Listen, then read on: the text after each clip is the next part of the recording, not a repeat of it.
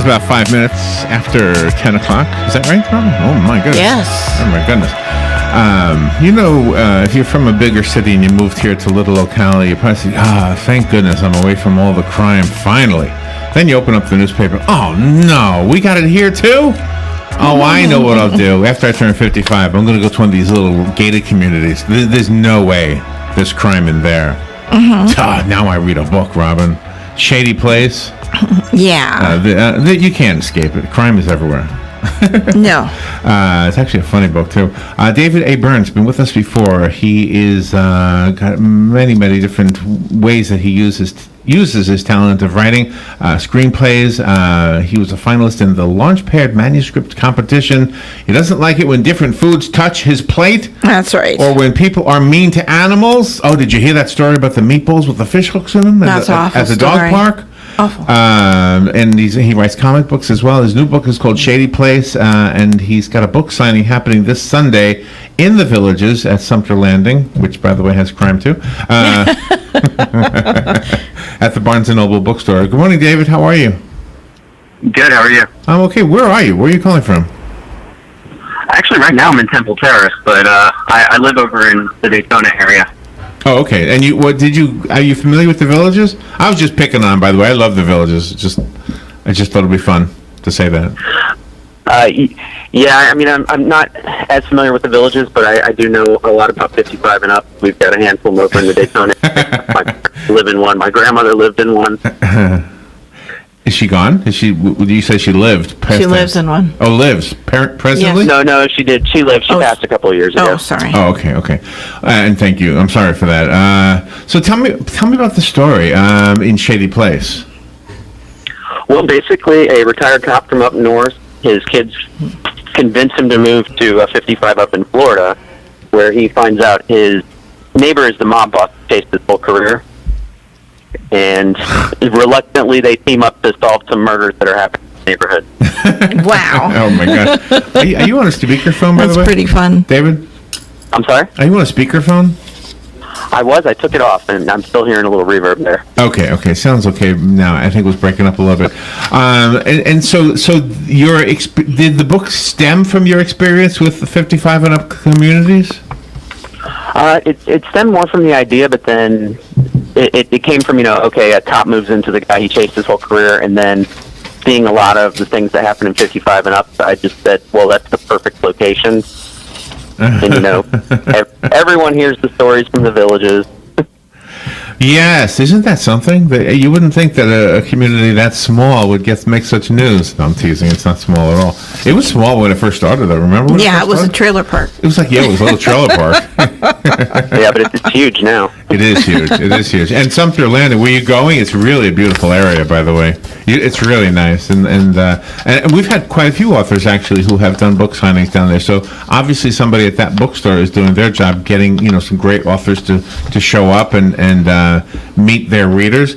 Do you when you do a book signing and it's promoted in advance, do you find people who are actually new to you? It depends. It's a lot of times I'll put it out on my social media, so it's people who already know me. And then the handful of times it's, I saw it in the paper and I wanted to see what it was all about. So it really is. So the reason I don't think I'd want to live in a 55 plus community for real is because it's 55 plus. I mean, that's it. It has nothing to do with crime. I love hearing children outside my window playing in the street. I just like that sound. Well, see, and I'm cranky. If I see them on my front lawn, I actually want to turn those on. Well, not on your front lawn. You hear kids driving their bicycles. Hey, did you hear about the self-driving bicycle, by the way? Yeah, because it's self-driving everything now. Your book also has a deeper meaning. I mean, sometimes people find it hard to adjust to the new age they are and a different lifestyle, and that comes up in your book also. Yeah, it's more subtle. I'm not trying to beat anyone over the head with anything, but we definitely talk about accepting, where you are in life. It's not even necessarily the age. It's a transition away from having, you have this one life for 30, 40 years, that one day you wake up, what do I do? Exactly. Because you're really, really, set in your ways with everything that you're doing, and now you've got this whole new venture, and you've got to have the courage to move forward. Right. Yep. Tell me about the guy who was dancing naked. Tell me about that guy, the jazz man. What was it? Well, that was. Do you want to talk about spoilers? Oh, was that a spoiler? Let's just say somebody lost a bet and basically had to streak a social. Well, that's a funny part of the book, though. I don't think that's a spoiler. I think people will say, "Oh my gosh, that does sound like a funny book." Otherwise, they think it's a serious book about fighting crime, about a mob boss, Right. ex-police officer getting together to try to rule the world. Yeah, and the video there may end up being a video of it on YouTube in the book. So.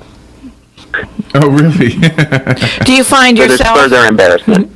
Do you find yourself in most of the characters that you write about? Some of your personality traits shine through. Really, if you're a writer, I think all your characters have some aspect of you in them. So yeah, I would definitely say so. There is a realtor character in there, and I've been a realtor for many years. A lot of people might think that one's more me, but honestly, it's more of the protagonist, him, who's the cranky guy in the neighborhood. So Right. people don't know that about me. It's more internal. Mm-hmm. So you might be surprised to find out how many authors actually live in the villages too. There's a lot of camaraderie there, I think, among creative people. I don't know how many of them are comedic, but but there's a lot of authors down there. Are your mom and dad living in Florida?